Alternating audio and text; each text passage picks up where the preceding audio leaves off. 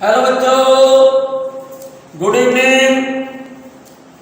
आज बच्चों इस वीडियो में हम लेकर के आए हैं हुक्स एक्सपेरिमेंट, ठीक है ना, और हुक्स लॉ। जरा मेरे साथ साथ बच्चों नोट करते जाइएगा, इस ग्राफ को और इस फिगर को नोट करिएगा। Hooke's experiment, Hooke's law, Hooke's का एक्सपेरिमेंट है। एक्सपेरिमेंट क्या है, ध्यान से सुनिए। जैसे ये कोई वायर है, इस वायर को, ये वाला कोई वायर है, और इसको किसी रिजिड सपोर्ट से सस्पेंडेड किया है, ठीक है ना, और इस पर हमने कुछ वेट यहां पर हैंगर से लटकाए है। ये वाले वेट, ये वेट है, ठीक है ना, वेट सस्पेंडेड करा जाए। जब वायर से वेट सस्पेंडेड नहीं कराया तो इस वायर की लेंथ, इनिशियल लेंथ कुछ होगी, ठीक है ना। अब हमने क्या किया, इस पर वेट सस्पेंडेड कराया। वेट सस्पेंडेड कराया तो जरा गौर से देखो, ये जो पॉइंटर है ना, यहां पर एक स्केल बना हुआ है।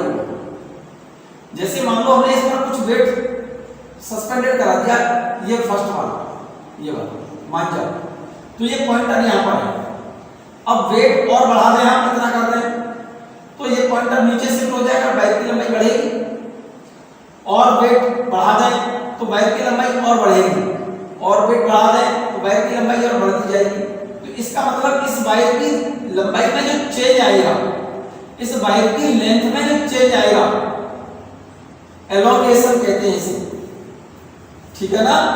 डिपेंड करेगा किस पर, सस्पेंडेड वेट पर, ठीक है ना। एलोंगेशन कहते हैं चेंज इन लेंथ को, और जैसे जैसे वेट इस पर बढ़ाते जाओगे तो इस वायर की लंबाई बढ़ती जाएगी। It means elongation of wire, elongation का मतलब change in length, elongation of wire is directly proportional to load applied. जैसे जैसे वेट बढ़ाते जाओगे, elongation means change in length इसकी बढ़ती जाएगी। और हम कह सकते हैं strain, strain is directly proportional to stress, ठीक है ना। Strain is directly proportional to stress. ये हुक्स लॉ है मेरे बच्चे। कर्व ड्रॉ करें अगर हम, एलोंगेशन और अप्लाइड फोर्स या फिर स्ट्रेन और स्ट्रेस, ये कर्व ड्रॉ किया है हमने। इस एक्सिस पर तो हमने लिया है क्या बेटा, स्ट्रेन, या फिर और हम इसको स्ट्रेन की जगह पर हम एलोंगेशन भी ले सकते हैं इस वाली एक्सिस पर। और इस एक्सिस पर हमने लिया है क्या मेरे बच्चे, स्ट्रेस। और स्ट्रेस नहीं लेना चाहते हो तो लोड मींस अप्लाइड फोर्स ले सकते हैं इस पर, वेट सस्पेंडेड। एफ की जगह पर हम क्या लिख सकते हैं, mg। वाई एक्सिस पर तो लिया है स्ट्रेस या फिर लोड अप्लाइड, और एक्स एक्सिस पर लिया है हमने स्ट्रेन या फिर चेंज इन लेंथ। और इन दोनों के बीच हम कर्व खींचे, तो जैसे जैसे इस पर लोड बढ़ाते जाओगे, फोर्स बढ़ाते जाओगे, लोड बढ़ाओगे, इस एक्सिस पर मैंने लिया है लोड और या स्ट्रेस, और इस एक्सिस पर लिया है मैंने स्ट्रेन या फिर change in length in this wire, ठीक है ना। ये हुक्स लॉ क्या कहता है, सुनिएगा जरा ध्यान से। Strain is a directly proportional stress. The curve will be straight line. Curve कैसा होगा, स्ट्रेट लाइन होगा O से A तक। जरा गौर से देखो, O से लेकर के A तक ग्राफ कैसा है, स्ट्रेट लाइन है। From O to A, stress is a directly proportional strain or applied force is a directly proportional to elongation. So curve कैसा होगा, straight line. So in this region Hooke's law is obeyed here. O से A तक hooks law ओबे कर रहा है, क्योंकि curve कैसा है, डायरेक्टली प्रोपोर्शनल है। स्ट्रेन डायरेक्टली प्रोपोर्शनल, स्ट्रेस या ऐसे कहिए elongation directly proportional, load applied और प्रोपोर्शनल है, तो कर्व कैसा होना चाहिए, स्ट्रेट लाइन। ओ से लेकर ए तक हुक्स लॉ फॉलो कर रहा है ये वाला, ठीक है।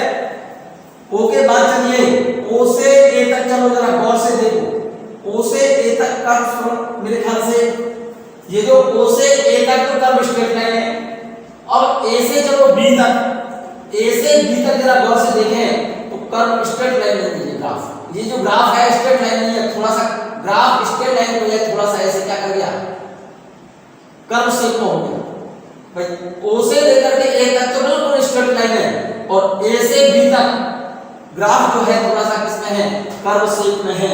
So in this graph B point is called elastic limit.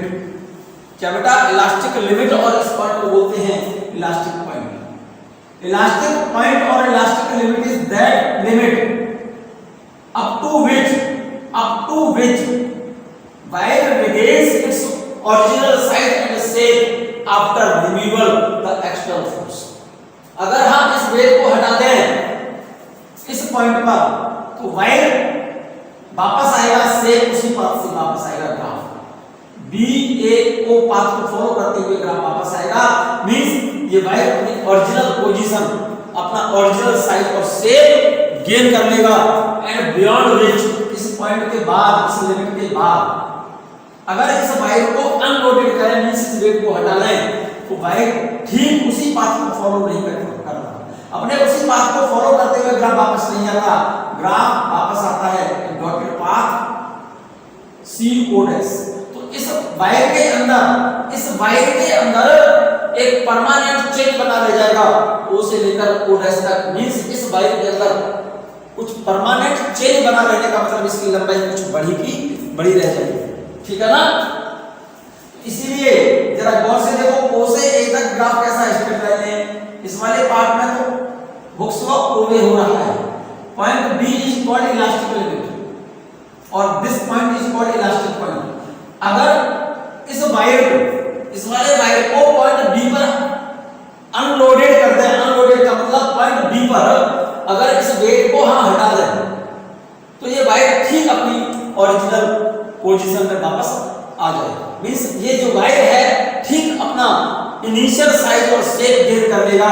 It means if wire is unloaded at point B, then graph return from original path B A O, ठीक है ना। So point B is called elastic limit और point B is called elastic point। B से C तक चलो, B से C तक जब जाएंगे तो इस ग्राफ में A से B तक जो ग्राफ है ना, देखो जरा गौर से, A से B तक जो ग्राफ है उसमें स्लोप ज्यादा है, और B से C तक जाएंगे तो ग्राफ कैसा हो गया, और कर्व से हो गया। इसका मतलब B C पार्ट में स्लोप कम है, इन दिस पार्ट स्लोप क्या है, कम है। इस वाले पार्ट में क्या हो रहा है, स्ट्रेन ज्यादा बदल रही है बजाय किसके, स्ट्रेस। मतलब थोड़ा सा वेट बढ़ा रहे हैं लेकिन उसकी लंबाई में चेंज ज्यादा आ रहा है, ठीक है ना। BC पार्ट में कर्व क्या बेटा, BC पार्ट में स्लोप कम है। स्लोप कम होने का सेंस ये है स्ट्रेन में जो चेंज आ रहा है वो ज्यादा है किसके कंपैरिजन में, स्ट्रेस के कंपैरिजन में। At point C, if at point C wire is unloaded, wire को अनलोड कर दें तो ये जो ग्राफ है अपने उसी पास से वापस नहीं होता, ग्राफ वापस होगा किस वाले पाथ से, इस डॉटेड पाथ से। और C से कहां पर, O डैश पर वापस आएगा। C से लौटकर O पर नहीं आएगा, C से लौटकर कहां पर आएगा, O डैश पर आएगा। इसीलिए इस वायर के अंदर इतना O से O डैश तक इस वायर के अंदर लंबाई में कुछ न कुछ परमानेंट चेंज आ जाएगा, परमानेंट चेंज होगा इसके अंदर। इसीलिए BC पार्ट में, ग्राफ के BC पार्ट में परमानेंट चेंज भी रह गया, और क्योंकि वायर इस वाले पाथ को फॉलो न करके इस ग्राफ के इस पाथ को फॉलो कर रहा है, वायर अपनी पोजीशन में तो वापस आ रहा है लेकिन थोड़ा सा उसके अंदर कुछ न कुछ परमानेंट चेंज बना रह गया। इसीलिए इन पार्ट BC इसका जो एलोंगेशन होगा उसकी नेचर वो होगी partially elastic and partially plastic. So point C is called yield point। After point C के बाद C पर वायर को अगर अनलोडेड कर दें तो ग्राफ रिटर्न होता है C to O dash. Wire के अंदर एक परमानेंट चेंज है, ये वाला परमानेंट चेंज आएगा, ठीक है ना। इस पॉइंट को बोलते हैं यील्ड पॉइंट और O2C dash, this stress is called yield stress और यील्ड स्ट्रेंथ। O से C डैश तक की जो स्ट्रेस की वैल्यू होगी, क्योंकि इस ग्राफ पर हमने स्ट्रेस लिया है, O2C dash value of stress is called yield stress और yield strength and beyond C के बाद, C के बाद देखो C से चलो D तक, C से D तक जरा गौर से देखो ग्राफ, इस वाले ग्राफ C से D वाले पार्ट में यहां पर वायर की लंबाई तो चेंज हो रही है, स्ट्रेन तो बदल रहा है C से D तक, लेकिन इसके स्ट्रेस में कोई चेंज नहीं आ रहा। So in this part of graph from C to D, C से D तक वायर बिहेवियर कर रहा है इसका लिक्विड जैसा, C से वायर खींचता जा रहा है, this wire will flow from C to D, और D पॉइंट पर जाकर के वायर क्या हो गया, स्टेबल, मींस उसकी लंबाई जितनी बढ़नी है बढ़कर के वायर क्या हो गया, स्टेबल होने का मतलब उसके बाद लंबाई बढ़ना बंद। उसके बाद बियॉन्ड पॉइंट D के बाद जब वायर पर हम थोड़ा सा लोड बढ़ाते हैं, मींस स्ट्रेस की वैल्यू बढ़ाते हैं, या इस पर लोड मींस अप्लाइड फोर्स थोड़ा सा बढ़ाते हैं, थोड़ा सा वेट बढ़ा देने पर या स्ट्रेस की वैल्यू थोड़ी सी बढ़ा देने पर इसकी लंबाई में चेंज, स्ट्रेन जो बदल रही है या चेंज इन लेंथ जो आ रहा है वो ज्यादा है कर्व से नहीं। D से E तक लंबाई चेंज हुई तेजी से, मतलब ज्यादा लंबाई बदल रही है D से कहां तक, E तक, इस पॉइंट पर, ठीक है ना। पॉइंट E पर अगर हम इस वायर से इस लोड को हम हटाना शुरू कर स्टार्ट करते हैं, और देखो जरा पॉइंट D के बाद ग्राफ को देखो, देखो नीचे आ रहा है, ये ग्राफ नीचे आ रहा है, इसका मतलब क्या है, बियॉन्ड पॉइंट E के बाद इस वायर से स्ट्रेस हमने कम कर दिया, इस अप्लाइड फोर्स को जैसे हम कम कर रहे हैं उसके बाद भी वायर की लंबाई बढ़ना कंटिन्यू है। पॉइंट E के बाद, पॉइंट E के बाद जरा गौर से देखो, यहां से ग्राफ नीचे आ रहा है, इसका मतलब क्या हो रहा है, स्ट्रेस घट रहा है, लेकिन इसकी लंबाई क्या हो रही है, इधर लेंथ ग्राफ इधर जा रहा है, लंबाई बढ़ रही है। और एट पॉइंट F, क्योंकि E से F तक चलो, E के बाद वायर थिन होता चला गया, पतला होता चला गया, इस लंबाई उसकी बढ़ती गई, हम यहां से फोर्स हटाते जा रहे तब भी लंबाई उसकी क्या हो रही है, बढ़ रही है, वायर पतला होता जा रहा है, finally wire will break at point F. So point F is called breaking point, and corresponding point of E, corresponding point of point E is called breaking stress or breaking strength. So O to E dash, value of stress from O to E dash is called breaking stress और breaking strength. फिर से समझ लो इस बात को बच्चों, गौर से देखो, हुक्स एक्सपेरिमेंट की बात कर रहा हूं, हुक्स का प्रयोग बता रहा हूं, और हुक्स लॉ क्या है, within elastic limit stress is a directly proportional strain और elongation is a directly proportional to load applied. Hooke's law है, हुक्स एक्सपेरिमेंट की बात कर रहा हूं, हुक्स लॉ की बात कर रहा हूं। हुक्स लॉ क्या बोलता है, within elastic limit, within elastic limit stress is a directly proportional strain और elongation is a directly proportional to load angle. तो यहां पर हमने क्या किया है, एक वायर लिया है ये वाला, और इस वायर को सस्पेंडेड किया है हमने रिजिड सपोर्ट से। इस वायर की इनिशियल लेंथ मान लो कैपिटल L है, जो भी वैल्यू है इनिशियली जब हमने इस वायर पर कोई वेट सस्पेंडेड नहीं कराया तब इसकी ओरिजिनल लेंथ हो। जब हम इस वायर पर वेट सस्पेंडेड कराते हैं, जैसे हमने इतना वेट बढ़ा दिया, सस्पेंडेड करा दिया, तो इस वायर की लंबाई कुछ बढ़ गई। तो ये पॉइंटर क्या बताएगा, पहले इनिशियल पोजीशन हमें मालूम होगी पॉइंटर कहां पर है। जब हमने वेट सस्पेंडेड नहीं कराया तो इनिशियल पोजीशन पॉइंटर की जहां भी होगी वो इस वायर की ओरिजिनल लेंथ है। जैसे ही वेट अप्लाई करेंगे तो पॉइंटर इनिशियल पॉजिशन से शिफ्ट होगा, पॉइंटर मान लो यहां पर आ गया। इतना वेट बढ़ा देने पर इस बाइक की लंबाई में चेंज इस पॉइंटर से पता चल जाएगा। जैसे मान लो पॉइंटर पहले यहां पर था, अब इतना वेट सस्पेंडेड कराया, वेट तो हमें मालूम होगा जितना वेट सस्पेंडेड कराया है इस पर इतना, तो यहां से पॉइंटर मान लो यहां तक आ गया, तो इसकी चेंज इन लेंथ ये होगी। अब वेट हमने और बढ़ा दिया थोड़ा सा, तो पता चला पॉइंटर मान लो यहां से शिफ्ट होकर के यहां पर आ गया, अब चेंज इन लेंथ इतनी होगी। और वेट हमने बढ़ा दिया, पॉइंटर मान लो शिफ्ट होकर के यहां पर आ गया, तो चेंज इन लेंथ और बढ़ गई, इंक्रीज हो गई कि नहीं हो गई। वेट जैसे जैसे बढ़ाते जा रहे हो चेंज इन लेंथ इसकी बढ़ती जा रही है।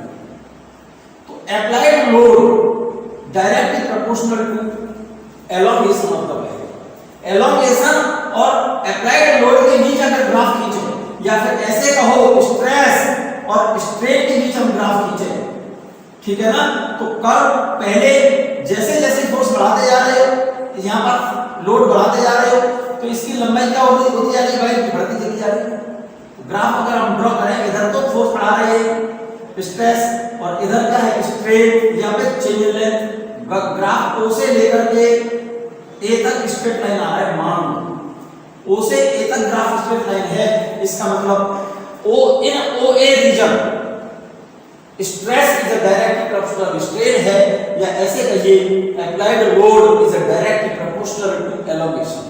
So in this region Hooke's law is quoted here from O to A, ठीक है। एट पॉइंट बी, ओ के बाद पॉइंट बी तक चलो, तो ग्राफ देखो ओ से बी तक किस शेप में आ गया, कर्व शेप में आ गया, कर्व शेप में है लेकिन स्ट्रेट लाइन नहीं है, ठीक है ना। यहां पर मैंने नोट कर दिया है मेरे बच्चे, देखो यहां पर नोट कर दिया है, देखो ओ A reason, in O A reason ओ से ए तक ग्राफ कैसा है, स्ट्रेट लाइन है, प्रोपोर्शनलिटी रीजन है। कारण उसका because stress is directly proportional strain है, ये हुक्स लॉ है। या फिर ऐसे कहिए एलोंगेशन कहते हैं change in length is a directly proportional to load applied to wire पर लोड लगा रहे हो, वेट सस्पेंडेड करा रहे हो, जैसे जैसे वेट बढ़ाते जाओगे एलोंगेशन इसका बढ़ता जाएगा। चेंज इन लेंथ और अप्लाइड लोड के बीच ग्राफ ओ से ए तक स्ट्रेट लाइन है, इसलिए ओ से ए तक ग्राफ में क्या हो रहा है कि स्ट्रेस डायरेक्टली प्रोपोर्शनल स्ट्रेन है, या elongation directly proportional to load applied. So Hooke's law is obeyed in region graph from O to A, ठीक है ना। तो यहां पर लिख दिया मैंने ए बी ग्राफ, ए से लेकर बी तक चलो, ओ से ए तक तो हुक्स लॉ ओबे हो रहा है, ए से बी तक जरा गौर से देखो, ध्यान से ग्राफ ए से लेकर बी तक, इन ग्राफ ए टू बी देखो ध्यान से, ग्राफ ए से बी तक देखो ग्राफ को, in graph A to B, in graph A to B देख लिया। Stress strain variation is not a straight line. A से बी तक ग्राफ का जो पार्ट है कर्व शेप में है, इसका मतलब ए से बी तक स्ट्रेस और स्ट्रेन के बीच में जो वेरिएशन है डायरेक्टली प्रोपोर्शनल नहीं है, क्योंकि ये जो ग्राफ है स्ट्रेट लाइन नहीं है। So Hooke's law is not obeyed. तो ग्राफ के इस भाग में ए से बी तक में, इस तक पार्ट में, इस वाले पार्ट में हुक्स लॉ ओबे नहीं हो रहा। If the wire is unloaded at point B, unloaded का मतलब इस पॉइंट बी पर अगर हम इस वायर को अनलोडेड कर दें, अनलोडेड का मतलब है इस वायर से ये वेट लगाया था ना, इसको अगर हम हटा दें, तो ये जो पॉइंटर है ये जैसे मान लो इनिशियली पहले यहां पर था, और इसको पॉइंट बी पर इस वाले वायर को अनलोडेड कर दें, मींस अनलोडेड करने का मतलब इस पर से ये वेट हटा दें, तो ये पॉइंटर अपनी ओरिजिनल पोजीशन को गेन कर लेगा, अपने उसी इनिशियल पॉइंट पर आएगा जहां पर पहले वो था, ठीक है ना। बोलो ये बात क्लियर है क्या? If the wire is unloaded at point B, then the graph follows the reverse path BAO, then the point B is called elastic. तो ग्राफ अगर B पॉइंट पर अगर हम इस वायर को अनलोडेड कर दें, तो ग्राफ अपने ओरिजिनल पॉइंट, अपने ओरिजिनल पाथ को फॉलो करते हुए बी ए ओ पाथ को फॉलो करते हुए अपनी ओरिजिनल पोजीशन पर वापस आएगा, मींस ये वायर अपनी इनिशियल साइज और शेप गेन कर लेगा, ठीक है ना। So in this graph point B is called elastic point और B is called elastic limit या इलास्टिक पॉइंट कहिए आप इसे। Then the point B is called elastic limit. So at point B limit of elasticity, B point को हम क्या बोलते हैं, लिमिट ऑफ इलास्टिसिटी, क्योंकि लिमिट ऑफ इलास्टिसिटी उसको बोलते हैं बेटे up to which if wire is unloaded then wire will regain its original size and shape. अगर पॉइंट बी पर हम वायर को अनलोडेड कर दें, वायर से एक्सटर्नल अप्लाइड फोर्स को अगर हम हटा लें तो वायर ठीक अपनी ओरिजिनल पोजीशन पर वापस आ जाए, और बियॉन्ड विच इसके बाद वायर से लोड हटा लेने पर वायर अपनी ठीक ओरिजिनल पोजीशन गेन ना करे। इस पॉइंट को क्या बेटा इलास्टिक पॉइंट और इसको बोलते हैं हम इलास्टिक लिमिट, ठीक है ना, ये बात क्लियर है। So point B is called limit of elasticity. So in part B C, चलिए जरा आगे बी से सी तक चलिए। In part B C let's go, B से सी तक जो ग्राफ आ रहा है, इस ग्राफ में इस वाले के कंपैरिजन ए से बी तक ग्राफ और फिर बी से सी तक ग्राफ, तो देखो बी से सी तक जो ग्राफ है उसमें स्लोप कम है, जब ए बी ग्राफ में स्लोप ज्यादा है। So in part B C less slope that strain more increase than that of stress. इस ग्राफ में स्ट्रेन ज्यादा इंक्रीज हो रही है बजाय इसके स्ट्रेस। इस वाले ग्राफ में स्ट्रेन की वैल्यू ज्यादा चेंज हो रही है और जबकि स्ट्रेस थोड़ा सा बदल रहा है। देखो स्ट्रेस तो बदला मात्र थोड़ा इतना सा, जब स्ट्रेन बदली थी, स्ट्रेन तो चेंज हो रही है। बीसी पार्ट में, ग्राफ के बीसी पार्ट में strain more increase than that of stress. ये बात क्लियर है।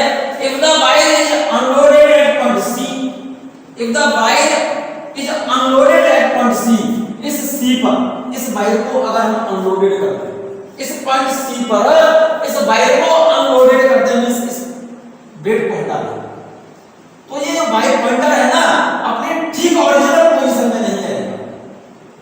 इस वायर के अंदर कुछ परमानेंट चेंज बना रह जाएगा। if the wire is unloaded at point C, then the graph will not follow the path CBAO. Graph CBAO path को फॉलो नहीं करेगा, बल्कि कौन से पाथ को फॉलो करेगा, डॉटेड पाथ CO डैश, इस वाले पाथ को फॉलो करेगा। If the wire is unloaded at point C, then the graph will not follow the path CBAO, but trace a dotted curve CO dash। CBAO path को follow ना करके इस dotted path को follow करेगा, जिसके कारण graph के अंदर मतलब इस वायर के अंदर एक परमानेंट चेंज बना रह जाएगा। कहां से, O से O डैश तक। It shows that after removal of the stress the permanent change will takes place, permanent set which is called plastic deformation. इस परमानेंट चेंज को बोलते हैं प्लास्टिक डिफॉर्मेशन बोलते हैं, ठीक है ना। जरा गौर से देखो फिर से। If the wire is unloaded, if the wire is unloaded at point C, point C पर अगर हम अनलोडेड करने का मतलब इस बेड को हटा दें, ठीक है ना। इस बेड को हटा लें तो ये जो ग्राफ है अपने सेम पाथ को फॉलो नहीं करेगा। CBAO पाथ को फॉलो ना करके कौन से पाथ को फॉलो करेगा, डॉटेड पाथ C2O डैश। यही बात मैंने लिखी है यहां पर। If the wire is unloaded at point C, then the graph will not follow the path CBAO। CBAO path को फॉलो ना करके कौन से पाथ को फॉलो करेगा, but the trace a dotted curve CO dash। It shows that after removal of the permanent change will take place, means permanent, इसके अंदर एक चेंज आ जाएगा, which is called plastic deformation. इस चेंज को बोलते हैं हम प्लास्टिक डिफॉर्मेशन. प्लास्टिक डिफॉर्मेशन का मतलब है अगर हम पॉइंट सी पर इस वायर को हम अनलोडेड कर दें, यहां से इस वेट को हटा दें, तो वायर इस स्ट्रेस और स्ट्रेन के बीच में जो ग्राफ है ये अपने पाथ को फॉलो नहीं करता. CBAO पाथ को फॉलो ना करके वो फॉलो करता है dotted path C to O dash, C से O dash. It shows that after removal of the stress, then permanent change will take place, permanent setup, which is called plastic deformation. इसको बोलते हैं plastic deformation. जैसे ही हम इसको unloaded करेंगे तो ये जो पॉइंटर मान लो पहले यहां था और जैसे ही अनलोडेड किया तो पॉइंटर यहां पर जाकर रुक गया, तो इसके अंदर एक परमानेंट चेंज बना रह जाएगा. क्या बना रह जाएगा? वायर की लंबाई कुछ खिंची रह जाएगी. इट मींस इसके अंदर एक परमानेंट चेंज आ जाएगा. In this region Hooke's law is failed. इस रीजन में CBAO पाथ को फॉलो न करते हुए ग्राफ फॉलो करेगा C to O dash. In this region, इस रीजन में हुक्स लॉ ओबे नहीं होगा. In this region Hooke's law is failed and extension in the wire is partially elastic and partially plastic in behavior. इस region में क्या बेटा, इस region में एक्सटेंशन कहते हैं change in length. Change in length की जो मेजर होगी वो कैसी होगी? प्लास्टिक तो partially elastic and partially plastic. ठीक है. बियॉन्ड पॉइंट सी पॉइंट के बाद चलो, सी के बाद डी तक चलो. तो सी से डी तक जरा गौर से देखो. सी से डी तक क्या हो रहा है? वायर का लंबाई तो चेंज हो रही है from point C to D. Strain तो इंक्रीज हो रहा है without increase in stress. So beyond point C, जरा गौर से देखिएगा. बियॉन्ड पॉइंट सी के बाद the strain starts increasing without any change in stress. C से D तक देखो स्ट्रेन तो इंक्रीज हो रही है लेकिन स्ट्रेस इंक्रीज नहीं हो रहा. It means the wire begins to flow down after point C up to point D. Beyond point C के बाद वायर में क्या कर दिया? स्ट्रेन चेंज हो रही है लेकिन स्ट्रेस में कोई चेंज नहीं हो रहा. It means in this part of graph from C to D wire ने क्या करना शुरू कर दिया? यहां पर लिख दिया मैंने. It means the wire begins to flow down after point C up to point D. So the point C at which wire begins to flow down is called yield point. इसीलिए इस पॉइंट को बोलते हैं हम yield point. And stress corresponding to yield point is called yield strength of the wire. Yield strength of the wire. C के corresponding जो stress की value होती है O से लेकर के C डैश तक, उस स्ट्रेस को बोलते हैं हम yield strength या फिर yield stress. Clear? So O to C dash value of stress is called yield strength. देखो O से लेकर C डैश तक स्ट्रेस की जो वैल्यू होगी उसे बोलते हैं yield stress of wire. ठीक है. एंड बियॉन्ड पॉइंट D के बाद चलो, D के बाद E तक देखो जरा गौर से. Beyond point D the graph is a curve है. ग्राफ कौन सी ले? ग्राफ कैसा है बेटे? Beyond point D. ग्राफ को देखो ध्यान से. Beyond point D the graph is a curve है. D के बाद ग्राफ कैसा है? कर्व है. इस तरह से ग्राफ ऐसे बनाइए बच्चों से. बना लिया. बियॉन्ड पॉइंट डी के बाद ग्राफ कैसा है, कर्व लाइन है। कर्व लाइन का मतलब है इसमें स्ट्रेस का मान तो बदल रहा है डी से लेकर ई तक, लेकिन स्ट्रेस के कंपैरिजन में स्ट्रेन के मान में चेंज ज्यादा आ रहा है डी से लेकर कहां तक, ई तक।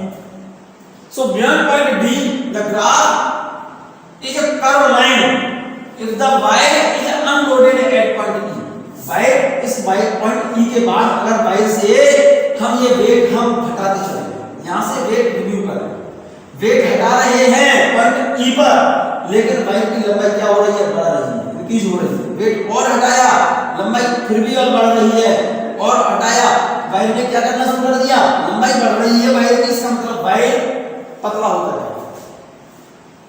ध्यान देखो जरा, if the wire is unloaded at point E, then wire starts thinning and finally it break at point F. Wire E पर, E के बाद वायर को अगर अनलोडेड का मतलब इस वेट को हटाते जाए तो उसके बाद वायर क्या होता जाएगा, पतला होता जाएगा और लंबाई उसकी बढ़ती जाएगी। Finally wire will break at point F. The stress corresponding to point E is called breaking stress. इस E के corresponding O से E डैश तक जो स्ट्रेस की वैल्यू होगी उस स्ट्रेस को बोलते हैं हम ब्रेकिंग स्ट्रेस और breaking strength, and point F is called breaking point, और इस पॉइंट F को ब्रेकिंग पॉइंट कहते हैं बच्चों।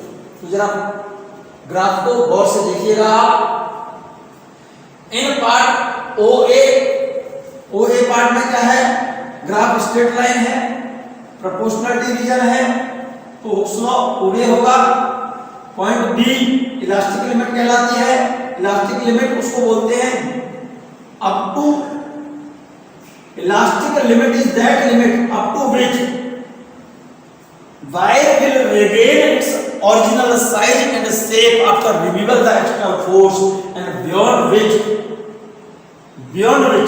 wire will not regain its original size and shape after removal the external force. इसी वजह से पॉइंट B को बोलते हैं मेरे बच्चे elastic limit, and point C is called yield point. क्यों यील्ड पॉइंट इसलिए बोलते हैं क्योंकि इसके बाद वायर की लंबाई तो बढ़ रही है लेकिन इस पर लोड हमने चेंज नहीं किया, जैसे वेट बढ़ाते गए लंबाई इसकी बढ़ती है पॉइंट C तक, उसके बाद अब वायर पर वेट विदाउट चेंज किए वायर की लंबाई बढ़ती जा रही है, ठीक है ना। इस पॉइंट को क्या बोलते हैं हम, यील्ड पॉइंट। जिस पॉइंट पर क्या बेटा उसके बाद वेट न बढ़ाएं और उसके बाद वायर की लंबाई बढ़ती जाए, उस पॉइंट को बोलते हैं हम क्या बेटा, yield point. From O to C dash value of stress, O से C डैश तक स्ट्रेस की जो भी वैल्यू यहां पर होगी, यहां से लेकर O से लेकर C डैश तक जो स्ट्रेस की वैल्यू होती है इसे बोलते हैं यील्ड स्ट्रेंथ और yield stress of wire. From O to E dash, O से पॉइंट O से E डैश तक, O से लेकर E डैश तक स्ट्रेस की जो भी वैल्यू होगी उसे बोलते हैं ब्रेकिंग स्ट्रेस, और O dash this is the permanent change, and point F is called breaking. यहां तक बात क्लियर है बच्चों। इस ग्राफ को, इस वीडियो को फिर से मैं बोल रहा हूं, कम से कम आप 1-2 बार इसको नोट करें बच्चों और बार-बार इसको लिखें। इस पॉइंट को, इस टॉपिक को 1-2 बार नोट करें, 2 बार कम से कम नोट करें, और इस वीडियो को 2 बार कम से कम देखें। ये पॉइंट बहुत अच्छी तरह से समझ आएगा।